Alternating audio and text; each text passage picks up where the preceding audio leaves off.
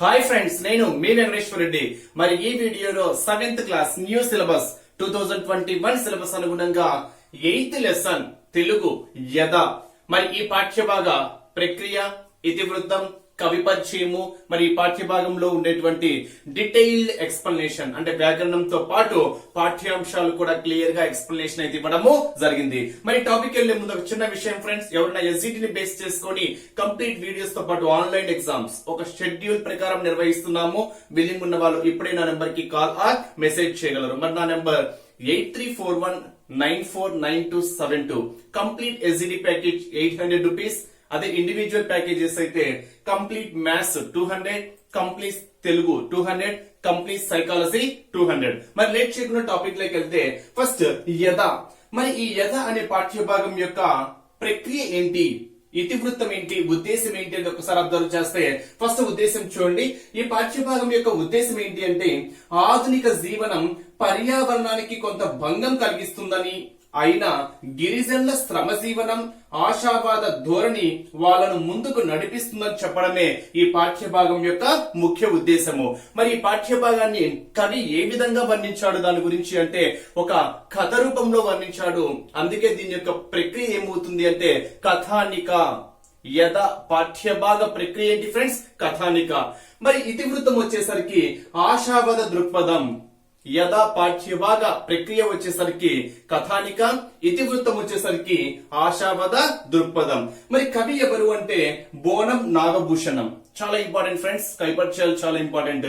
యథా పాఠ్యభాగ కవి ఎవరు అంటే బోనం నాగభూషణం. మరి తన గురించి కొన్ని ముఖ్యమైనటువంటి పాయింట్స్ అబ్జర్వ్ చేస్తే మరి ఎక్కడ జన్మించారు అంటే విజయనగరం జిల్లాలోని మేరంగి గ్రామంలో జన్మించారు. మరి తన రచనలు వచ్చేసరికి కొత్తగాలి, భూషణం కథలు, ఏది సత్యం ఏద సత్యం, కొండగాలి, అడవంటుకుంది ఇలాంటి మొదలైనటువంటి రచనలు చేశారు.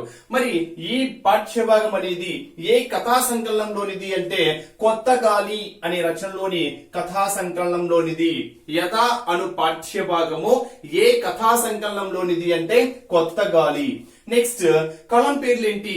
ఓకేనా, ఎగ్జామ్ పాయింట్ ఆఫ్ వ్యూ ఎలా అడుగుతారంటే ఈ క్రింది వాటిలో శూలపాణి అను కలం పేరు కల కవి పేరేమిటి, లేదా ఈ క్రింది వానిలో బోనం నాగభూషణం కలం పేర్లు గుర్తించండి అంటాడు. సో ఎగ్జామ్ పాయింట్ ఆఫ్ వ్యూలో ఎలాగైనా అడగచ్చు.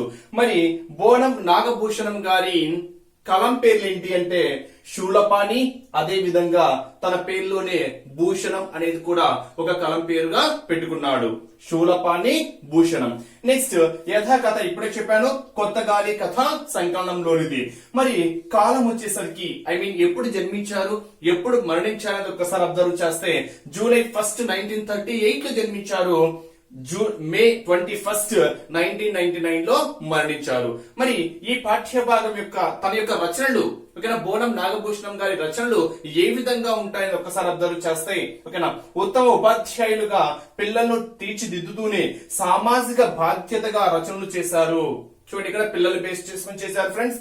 పిల్లలను తీర్చిదిద్దుతూనే సామాజిక బాధ్యతగా రచనలు చేసినది కవి ఎవరు అంటే బోనం నాగభూషణం. ఇది కవి యొక్క ముఖ్యమైనటువంటి పాయింట్స్. అండ్ ఇక్కడ మీరు గుర్తుపెట్టుకోవాల్సినటువంటి కొన్ని ముఖ్యమైనటువంటి పాయింట్స్ ఏంటి అంటే బోనం నాగభూషణం గారి కలం పేర్లు ఏంటి, ఆప్షన్స్ ఏంటి, శూలపాణి, భూషణం అనేటివి సరైన ఆన్సర్స్ గా చెప్పుకోవచ్చు. మరి ప్రస్తుత పాఠ్యభాగం యథ అను ప్రస్తుత పాఠ్యభాగము ఏ కథా సంకలనంలోనిది అంటే కొత్తగాలి. ఏంటి ఫ్రెండ్స్ ఇక్కడ ఆన్సర్? కొత్తగాలి అను కథ సంకలనంలోనిది. ఈ రెండు ముఖ్యమైనటువంటి పాయింట్స్ గా చెప్పుకోవచ్చు. లేదా ఈ క్రింది వానిలో బోనం నాగభూషణం గారి రచన కానేది గుర్తించండి.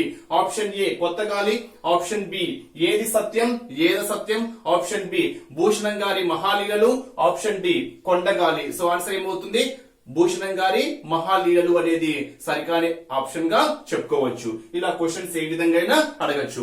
మరి ఈ పాఠ్యభాగంలో ఉండేటువంటి కొన్ని టెక్స్ట్ బుక్ లో ఇచ్చినటువంటి అర్థాలు మనం అబ్జర్వ్ చేస్తే మమ్టీ అంటే మట్టి అని.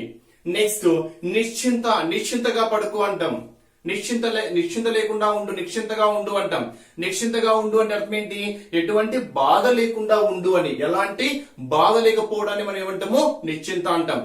ఎంత నిశ్చింతగా పడుకున్నాడో, ఎంత నిశ్చింతగా ఉన్నాడు అంటాం, అంటే ఎలాంటి బాధ లేకుండా.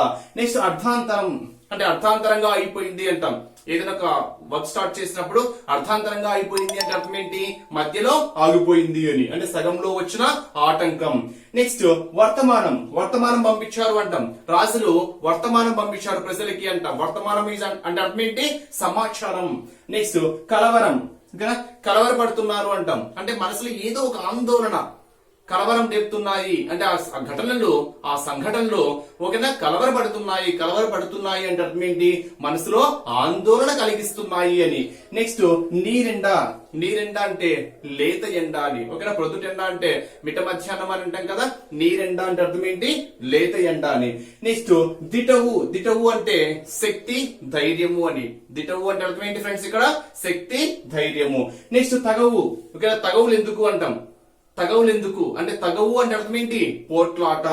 నెక్స్ట్ కునుకు, ఒక కునుకు తీస్తున్నాము అంటాం. మధ్యాహ్నము నిద్రపోయి అన్నం తిన్న తర్వాత ఒక 5 నిమిషాలు ఒక చిన్న కునుకు తీస్తాను అంటాం. కునుకు అంటే అర్థం ఏంటి, చిన్న నిద్ర, అంటే కాసేపు నిద్రించడం.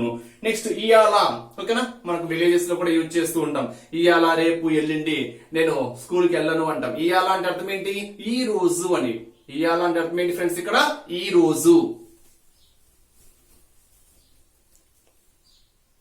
పాఠ్య భాగంలో ఉండేటువంటి అంశాలు మనం ఒక్కసారి అబ్జర్వ్ చేస్తే ఇక్కడ యథ అంటే ఏంటి, యథ అంటే హృదయం అనేటువంటి ఒక అర్థం కూడా వస్తుంది ఫ్రెండ్స్. అదే విధంగా యథ అంటే ఒక వ్యవసాయ పద్ధతిని బేస్ చేసుకొని కూడా చెప్తున్నాడు ఇక్కడ కవి, బాగా వర్ణించాడు. మరి ఏంటి అంటే మట్టిలో విత్తనాలను కలిపి పొలమంతటా ఒక కొలత ప్రకారం, అంటే ఒక సడన్ డిస్టెన్స్, ఈక్వల్ డిస్టెన్స్, ఒక కొలత ప్రకారము వెదజల్లే వ్యవసాయ పద్ధతిని ఏమంటారు అంటే యథ అంటారు. మరి యథ అంటే మీరు చూడండి ఒకసారి, మట్టిలో విత్తనాలను కలిపి పొలమంతటా ఒక కొలత ప్రకారము వెదజల్లేటువంటి ఒక వ్యవసాయ పద్ధతిని ఏమంటారు అంటే యథ అంటారు. మరి యథ అంటే హృదయం అనేటువంటి ఒక అర్థం కూడా ఉంది. మరి ఈ పంట, ఓకేనా, అంటే మట్టిలో విత్తనాలను కలిపి పొలమంతటా ఒక కొలత, ఈ పద్ధతి అనేది దేని మీద ఆధారపడి ఉంటుంది అంటే వర్షాధార పంటలు పండించడానికి అనుసరిస్తాయి, అంటే ఖచ్చితంగా వర్షం అనేది ఉండాలి. నెక్స్ట్ మరి ఇక్కడ ఈ యథ అనేటువంటి వ్యవసాయ పద్ధతిని ఎవరు చేస్తున్నారు అంటే ఒక గిరిజన స్త్రీ, ఓకేనా, నిరక్షరాస్యులైనటువంటి ఒక గిరిజన స్త్రీ పోలమ్మ. పేరు గుర్తుపెట్టుకోవాలి ఫ్రెండ్స్, ఎందుకంటే క్యారెక్టర్ కాబట్టి ఇక్కడ పేరు గుర్తుపెట్టుకోవాలి. గిరిజన గూడెంలో పుట్టిన నిరక్షరాస్యురాలు పోలమ్మ ఈ వ్యవసాయ పద్ధతిని అనుసరిస్తూ వ్యవసాయము చేస్తుంది. క్యారెక్టర్ కాబట్టి పేరు ఇంపార్టెంట్. అంటే యథాను పాఠ్యభాగంలో యథ వ్యవసాయ పద్ధతిని అనుసరిస్తూ వ్యవసాయం చేసిన నిరక్షరాస్యులు ఎవరు, గిరిజన గూడానికి చెందిన నిరక్షరాస్యులు ఎవరు అంటే ఆన్సర్ ఏమవుతుంది, పోలమ్మ అవుతుంది. నెక్స్ట్ ఒక గిరిజన స్త్రీ యథ పద్ధతిలో సాగించే వ్యవసాయం వెనుక గల యథ అంటే హృదయము ఈ కథ ద్వారా ఆవిష్కరించారు. అంటే ఇక్కడ ఎగ్జామ్ పాయింట్ ఆఫ్ వ్యూలో ఇంకో విధంగా అడగడం ఛాన్స్ ఉంది. యథాను పాఠ్య భాగంలో ఒక గిరిజన స్త్రీ యథ పద్ధతిలో సాగించే వ్యవసాయం వెనుక గల యథ హృదయము, ఓకేనా, ఈ కథ ద్వారా ఆవిష్కరించిన కవి పేరేమిటి అంటాడు. కథ ద్వారా ఆవిష్కరించిన కవి పేరు ఏంటి అంటే బోనం నాగభూషణం. సో క్వశ్చన్ ఏ విధంగా అయినా అడగడానికి ఉంది.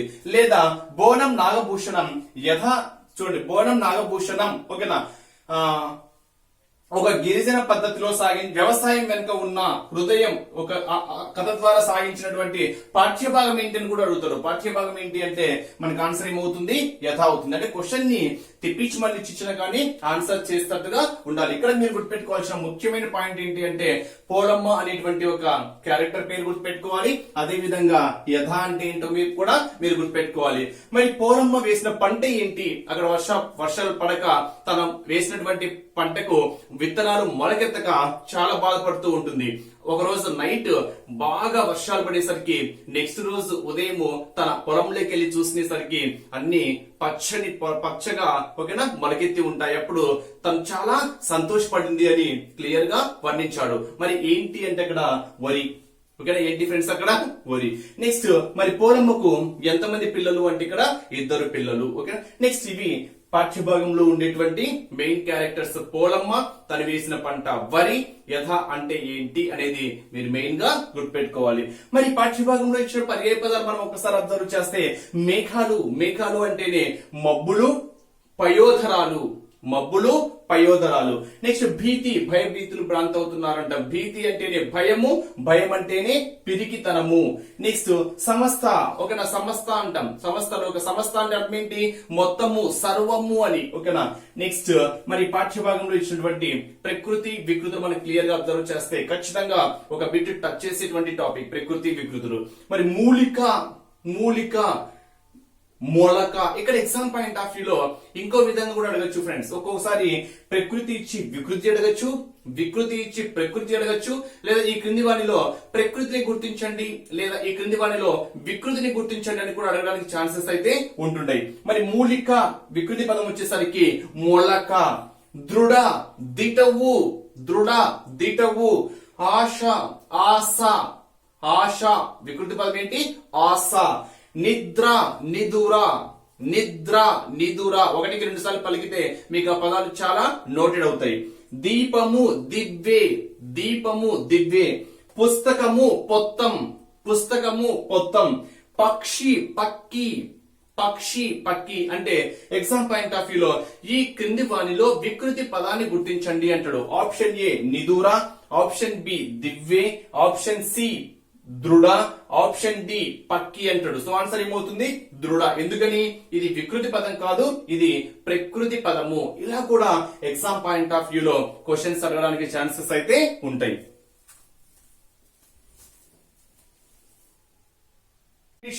టెక్స్ట్ బుక్ లో క్రియ, అసమాపక క్రియ, అదే విధంగా సమాపక క్రియ, అత్వ సంధి గురించి చాలా క్లియర్ గా ఇవ్వడం జరిగింది. మరి క్రియ అంటే ఏంటి, సమాపక క్రియ అంటే ఏంటి, అసమాపక క్రియ అంటే ఏంటి, ఇవి ఎగ్జామ్ పాయింట్ ఆఫ్ వ్యూలో ఎలా అడుగుతారంటే ఫ్రెండ్స్, ఈ క్రింది వాణిలో సమాపక క్రియ వాక్యంలో ఎక్కడ వస్తుంది అంటారు. సమాపక క్రియ అయితేనేమో వాక్యము చివరలో వస్తుంది, అసమాపక క్రియ అయితేనేమో వాక్యము మధ్యలో వస్తుంది. గుర్తుపెట్టుకోవాలి, సమాపక క్రియ వాక్యంలో ఎక్కడొస్తుంది? చివరలో వస్తుంది. అసమాపక క్రియ అయితే వాక్యంలో మధ్యలో వస్తుంది. మరి అవి అంటే ఏంటో చూద్దాం. ఫస్ట్ క్రియ అంటే అర్థం ఏంటి అంటే పనిని తెలిపేదే మనకి ఏమవుతుంది అంటే క్రియ అవుతుంది. వీటిని బేస్ చేసుకొని ఇంకో విధంగా కూడా అడగచ్చు. ఒక వాక్యం ఇచ్చేసి ఆ వాక్యంలో క్రియను గుర్తించండి లేదా సమాపక క్రియను గుర్తించండి, అసమాపక క్రియను గుర్తించండి అంటాడు. వీటి యొక్క డీటెయిల్ ఎక్స్ప్లెనేషన్ మనం ఆల్రెడీ వ్యాకరణంలో డీటెయిల్ ఎక్స్ప్లెనేషన్ ఇచ్చాం ఫ్రెండ్స్. మన ప్లేలిస్ట్ లో వాక్యాలు అనేటువంటి టాపిక్ లో మీరు చెక్ చేసుకోగలరు. మరి ఇక్కడ చూడండి, రమ పాట పాడింది, వెంకి అన్నము తిన్నాడు, వెంకి నిద్ర పోతున్నాడు. ఇలా ఏ వాక్యమైనా ఇచ్చామనుకోండి అక్కడ పని దేన్ని తెలియచేస్తుంది చూడండి. పాడింది అంటున్నాం, సారీ పాడింది కాదు ఫ్రెండ్స్, ఇక్కడ పాడింది, పాడింది. నెక్స్ట్ తిన్నాడు, ఓకేనా, వెంకి అన్నము తిన్నాడు, ఇక్కడ పనేంటి? తినడము. రమ పాట పాడింది, పనేంటి? పాడము. అంటే ఇక్కడ పాడింది, తిన్నాడు అనేటువంటి మనకి ఏమవుతాయంటే క్రియలు అవుతాయి. అంటే ఎగ్జామ్ పాయింట్ ఆఫ్ వ్యూలో రమ పాట పాడింది అని వాక్యంలో క్రియను గుర్తించండి. Option A Rama, option B పాట, ఆప్షన్ సి పాడింది, ఆప్షన్ డి క్రియ లేదు. సో ఆన్సర్ ఏమవుతుంది? పాడింది అనేటువంటి సరైనటువంటి వాక్యం, సరైనటువంటి ఆన్సర్ గా మనము చెప్పుకోవచ్చు. మరి సమాపక క్రియ అంటే అర్థం ఏంటి అంటే వాక్యము చివర ఉన్న క్రియ చెప్పదలసిన భావాన్ని పూర్తి చేస్తుంది. అంటే మనం ఏదైతే చెప్పదలుచుకున్నామో ఆ చెప్పదలుచుకున్నటువంటి భావాన్ని ఆ వాక్యంలో చివరిది మనకి క్లియర్ గా తెలియజేస్తుంది. ఇంకా క్లియర్ గా చెప్పాలంటే వాక్యం అనేది పూర్తయినట్టు మనకు తెలుస్తుంది. అంటే వాక్యం పూర్తయినట్టు అంటే అర్థం ఏంటంటే వెంకి అన్నము తిన్నాడు, వాక్యం పూర్తయింది, ఓకేనా. సురేష్ సినిమాకు వెళ్ళాడు, వెంకి పాఠం చెప్పాడు. ఇలా ఏదైనా ఒక వాక్యము పూర్తిగా ఉంటే, ఓకేనా, చివరిలో ఉండేటువంటిది చివరిలో ఉండేటువంటి పదము ఆ వాక్య భావాన్ని పూర్తి చేసినట్టు తెలియచేస్తే అదే మనకి ఏమవుతుంది అంటే సమాపక క్రియ అవుతుంది. అంటే వాక్యము వల్లైన ఆన్సర్ ఏంటంటే వాక్యము మనకు పూర్తయినట్టు స్పష్టంగా కనిపిస్తుంది. సీత పాట పాడింది, రాము అన్నం తిన్నాడు, మహిత బడికి వెళ్ళింది. అంటే వాక్యము పూర్తయింది. అదే అసమాపక క్రియ అంటే అర్థం ఏంటి అంటే అక్కడ వాక్యం అనేది పూర్తి కానట్టు తెలియజేస్తుంది. అంటే అసంపూర్తిగా ఉంది అని మనకు స్పష్టంగా కనిపిస్తుంది. ఎలా అంటే వెంకి అన్నము తిని ఏం చేశాడు అంటే వాక్యం పూర్తయిందా? కాలేదు. సునీత పాట పాడి, ఇన్కంప్లీట్ స్టేట్మెంట్. అనిత అన్నము వండి, ఏం చేసిన తర్వాత తెలియదు, ఓకేనా. అంటే ఇక్కడ మహేష్ సెల్ ఫోన్ కొని తర్వాత ఏం చేశాడు అంటే ఇక్కడ ఏదైతే ఒక వాక్యం మనకు అసంపూర్ణంగా అంటే పూర్తి కానట్టు ఉంటుందో అక్కడ దాన్ని మనం ఏమంటాము అంటే అసమాపక క్రియ అంటాం. మరి వాక్యంలో అది ఎక్కడ వస్తుందంటే తిని, వండి అని చూడండి. రాము అన్నము తిని అంటున్నాం, తిని. అనిత పాట పాడి, పాడి అంటే ఇక్కడ పాడి ఏం చేసిందో మనకు తెలియదు, అంటే ఆ వాక్యం అనేది ఇన్కంప్లీట్ గా ఉంది అని మనకు స్పష్టంగా కనిపిస్తుంది. ఇక్కడ చూడండి, బసవన్న అన్నదానం చేశాడు, అయిపోయింది, చేశాడు. చేశాడు అనేది మనకి ఏమవుతుంది అంటే సమాపక క్రియ అవుతుంది. భీముడు దుర్యోధన్ని చంపాడు, చంపాడు. ఎస్, ఇది కూడా వాక్యం పూర్తి అయినట్టు కనిపిస్తుంది కాబట్టి ఇక్కడ చంపాడు మనకి ఏమవుతుంది సమాపక క్రియ అవుతుంది. అంటే ఇక్కడ చేశాడు, చంపాడు అనేది మనకి ఏమవుతాయంటే సమాపక క్రియలు. ఇవి వాక్యంలో ఎక్కడ వచ్చాయి చూడండి, చివర్లో వచ్చాయి. అంటే సమాపక క్రియ అనేది వాక్యంలో ఎక్కడ వస్తుంది, చివర్లో వస్తుంది. నెక్స్ట్ అసమాపక క్రియ అంటే వాక్యం చివర ఉన్న క్రియ చెప్పదలసిన భావాన్ని పూర్తి చేయడం లేదు, అంటే చెప్పదలసిన భావాన్ని పూర్తి చేయడం లేదు, అంటే ఏదో ఉంది తర్వాత, అదెందుకు చూద్దాం. ఓకేనా. కర్ణుడి సమస్తం దానమిచ్చి, దానమిచ్చి ఏమయ్యాడు, ఏం జరిగింది అనేది ఇన్కంప్లీట్ కాబట్టి దానం ఇచ్చి తర్వాత ఏం జరిగిందో తెలియదు. ఇంకా ఉంది వాక్యం అయితే, తర్వాత ఏదైనా మనం పూర్తి చేసుకోవచ్చు, అంటే ఇది మధ్యలో వచ్చింది అని చెప్పొచ్చు. ఇక్కడ పూర్తి కాలేదు. ఓకేనా. ఇంకా తర్వాత ఏదో ఉంది అంటున్నాం కాబట్టి మరి అసమాపక క్రియలో, ఓకేనా, అసమాపక క్రియ అనేది వాక్యంలో ఎక్కడ వస్తుంది అంటే మధ్యలో వస్తుంది. నెక్స్ట్ బలి చక్రవర్తి వామనుడికి మాట ఇచ్చి, ఎస్, మాట ఇచ్చి ఏం జరిగింది తర్వాత, మాట ఇచ్చాడు, మాట ఇచ్చి తర్వాత ఏం జరిగిందో తెలియదు కాబట్టి ఇది కూడా ఇంకా ఏదో ఉంది, వాటి తర్వాత ఏదో పదాలు అయితే ఉన్నాయి, వాక్యంలో ఇంకా ఏదో ఉంది. ఓకేనా. అంటే ఇది మధ్యలో ఉంది కాబట్టి వాక్యంలో అసమాపక క్రియ ఎక్కడ వస్తుంది ఫ్రెండ్స్, మధ్యలో వస్తుంది. రాము అన్నం తిని, మహిత పాట పాడి, ఇలా ఏవైనా మనం చెప్పుకోవచ్చు. అంటే ఇక్కడ మీరు గుర్తుపెట్టుకోవాల్సింది, క్రియ అంటే పనిని తెలియచేసేది, సమాపక క్రియ అంటే వాక్యం పూర్తి అయినటువంటి భావాన్ని మనకు తెలియచేస్తుంది. సమాపక క్రియ వాక్యంలో చివర్లో వస్తుంది, అసమాపక క్రియ అంటే వాక్యము పూర్తి కానట్లు తెలియచేస్తుంది. మరి అసమాపక క్రియ వాక్యంలో ఎక్కడ వస్తుందంటే మధ్యలో వస్తుంది. ఇవి మీరు గుర్తుపెట్టుకోవాల్సినటువంటి ఇంపార్టెంట్ పాయింట్స్. మరి అత్వసంధి గురించి చాలా క్లియర్ గా ఇచ్చాడు. మరి అత్వసంధి అంటే మీకు ఆల్రెడీ తెలుసు, మనం ప్లేలిస్ట్ లో ఒక్కసారి సందులు అనే టాపిక్ లో డీటెయిల్ ఎక్స్ప్లెనేషన్ అన్ని చెప్పాను. ఇక టెక్స్ట్ బుక్ లో ఇచ్చాడు కాబట్టి ఒక్కసారి రఫ్ గా చెప్తా ఫ్రెండ్స్. డీటెయిల్ ఎక్స్ప్లెనేషన్ కావాలంటే మీరు సందులు అనే టాపిక్ లో చూస్తే ఎక్స్ప్లెనేషన్ డీటెయిల్ గా ఉంటుంది. ఇక్కడ చూడండి, సీతక్క అంటున్నాము. ఇక్కడ చూడండి, మేనల్లుడు, ఓకే, ఏదైనా తీసుకోవచ్చు. మేనల్లుడు, మేనా ప్లస్ అల్లుడు, మేనల్లుడు. రాకుండుట, రాకా ప్లస్ ఉండుట, రాకుండుట. వెంకప్ప, వెంక ప్లస్ అప్ప, వెంకప్ప. రామయ్య, రామ ప్లస్ అయ్య, రామయ్య. సీత ప్లస్ అక్క, సీతక్క. ఇక్కడ చూడండి, సీత ఇదేమో పూర్వ పదం అవుతుంది, ఇదేమో పరపదం అవుతుంది. మరి పూర్వ పదములోని, ఓకేనా, పూర్వస్వరము, పూర్వస్వరం ఏంటి ఇక్కడ, తానే రాసుకోవచ్చు, ఉత్తు ప్లస్ ఆ, ఉత్తు ప్లస్ ఆ ఏమవుతుంది అంటే మనకి పూర్వ స్వరం అవుతుంది. చాలా ఇంపార్టెంట్ ఫ్రెండ్స్. ఓకేనా. ఒకసారి ఎగ్జామ్ పాయింట్ ఆఫ్ వ్యూలో పోయిన సార్ లాస్ట్ క్వశ్చన్ అడిగాడు. ఓకేనా. ఏమని అడిగాడు అంటే మొదటి అంటే పూర్వ పదములోని చివరి అచ్చుని ఏమంటారని ఇచ్చాడు. మరి పూర్వ పదములోని చివరి అచ్చుని మనం ఏమనాలి, పూర్వ స్వరం అనాలి, పూర్వ స్వరం అనాలి. మరి పరపదములోని మొదటి అచ్చును మనం ఏమనాలి అంటే పరస్వరము అంటాం. అని ఇక్కడ పరస్వరం ఏంటి, ఓకేనా, ఇక్కడ ఆ లోపించి, ఓకేనా, అత్వసంధి పరంగా తు ప్లస్ ఆ, చూడండి, సి తు ప్లస్ ఆ తా అవుతుంది, సీతక్క అది వచ్చేస్తుంది. ఓకేనా. నెక్స్ట్ రామయ్య, రామ ము ప్లస్ ఆ, ము ప్లస్ ఆ అవుతుంది, రామయ్య. నెక్స్ట్ వెంక క క్ ప్లస్ ఆ లోపిస్తుంది, క్ ప్లస్ ఆ కానే కాబట్టి వెంకప్ప. నెక్స్ట్ రాకునుట, క్ ప్లస్ ఆ, క్ ప్లస్ ఊ, కు, ఉక్కు ప్లస్ ఊ ఏమవుతుంది, కు, రాకుండుట. నెక్స్ట్ న్ ప్లస్ ఆ, న్ ప్లస్ ఆ, న్ ప్లస్ ఆ ఏమవుతుంది, నా కాబట్టి మేనల్లుడు. డీటెయిల్ ఎక్స్ప్లెనేషన్ కావాలంటే మీరు అక్కడ చెక్ చేసుకోండి. అండ్ ఇక్కడ ఎగ్జామ్ పాయింట్ ఆఫ్ వ్యూలో సమ్ టైమ్స్ ఏమవుతాడంటే రాకుండుట అను పదంలోని పూర్వ పరస్వరాలను గుర్తించండి అంటాడు. పూర్వ పరస్వరాలు ఏమవుతుంది చూడండి, రాకా ప్లస్ ఉండుట, రాకా ఇక్కడ ఆ అవుతుంది, ఉండుట ఊ అవుతుంది. అంటే దీనికి పూర్వస్వరము ఆ అవుతుంది, పరస్వరం ఏమవుతుంది అంటే ఊ అవుతుంది. మరి ఈ పదానికి పూర్వస్వరము ఆ అవుతుంది, పరస్వరము ఆ అవుతుంది. అదే విధంగా మిగతా వాటికి కూడా పూర్వస్వరము ఆ, పరస్వరము ఆ, అన్నిటికి ఆ ఊ, ఇలా ఎగ్జామ్ పాయింట్ ఆఫ్ వ్యూలో పూర్వస్వరాలు, పరస్పరాలు కూడా అడగడానికి ఛాన్సెస్ అయితే ఉంటుంది. మరి ఈ పదాలన్నీ ఏ సంధిని బేస్ చేసుకున్నాయి ఫ్రెండ్స్? ఇక్కడ అత్వ సంధి. అత్వ సంధికి ఇంకో పేరు ఏంటి అంటే అకార సంధి.